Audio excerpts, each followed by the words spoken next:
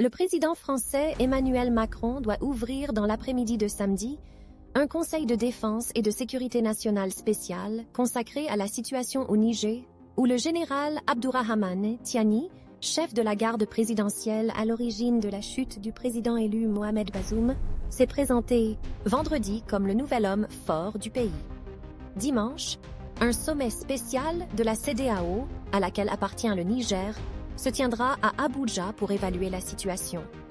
Après le coup d'État qui a vu le chef de la garde présidentielle prendre le pouvoir au Niger, le président Emmanuel Macron va présider, samedi 29 juillet à 15h, un conseil de défense et de sécurité nationale consacré à ce pays, a annoncé l'Élysée vendredi 28 juillet.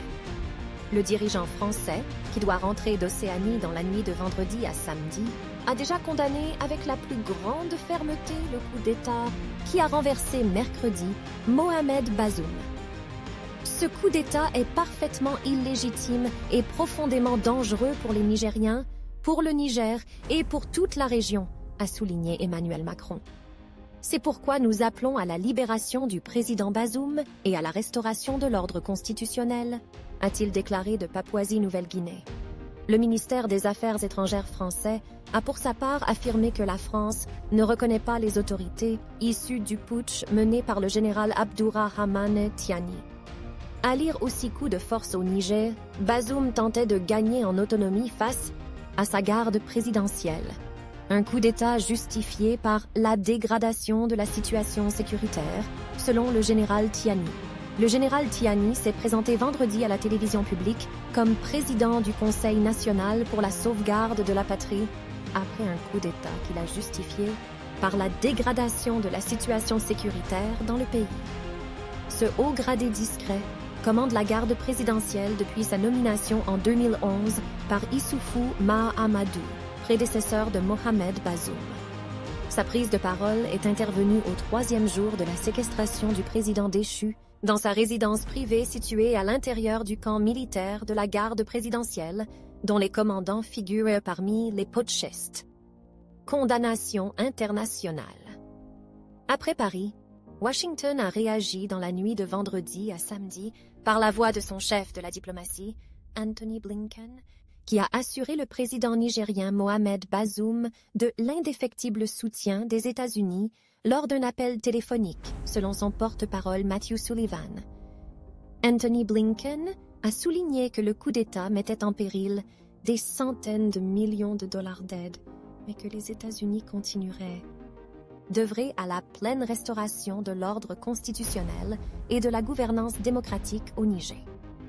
À lire aussi quelles sont les forces occidentales présentes au Niger. Dimanche, un sommet spécial de la Communauté économique des États d'Afrique de l'Ouest, CEDEAO, à laquelle appartient le Niger, se tiendra à Abuja, au Nigeria, pour évaluer la situation, avec de probables sanctions à la clé. Plusieurs pays africains et l'ONU ont également demandé la libération de Mohamed Bazoum. À Nairobi, le président kenyan William Ruto a estimé qu'avec ce coup d'État, l'Afrique a subi un sérieux revers dans ses avancées démocratiques. L'Union africaine, pour sa part, a exigé le retour immédiat des militaires nigériens dans leurs casernes et le rétablissement de l'autorité constitutionnelle sous 15 jours. Dans un communiqué publié après une réunion vendredi du Conseil de paix et de sécurité.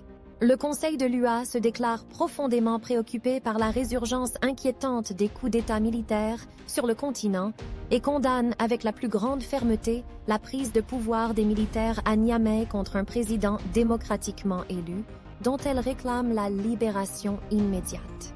L'organisation panafricaine se dit prête à prendre toutes les mesures nécessaires, y compris des sanctions punitives, à l'encontre des auteurs, au cas où les droits des détenus politiques ne seraient pas respectés.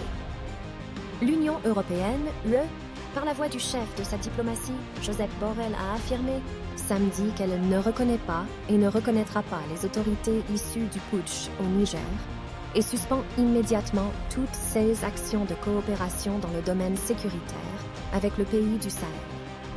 Le président Mohamed Bazoum, renversé par un coup d'État militaire, a été démocratiquement élu Il est et demeure donc le seul président légitime du Niger. Sa libération doit intervenir sans condition et sans délai, a indiqué Joseph Borrell dans un communiqué. Outre la suspension de toute aide budgétaire, toutes les actions de coopération dans le domaine sécuritaire sont suspendues. Cindy avec effet immédiat, a-t-il ajouté.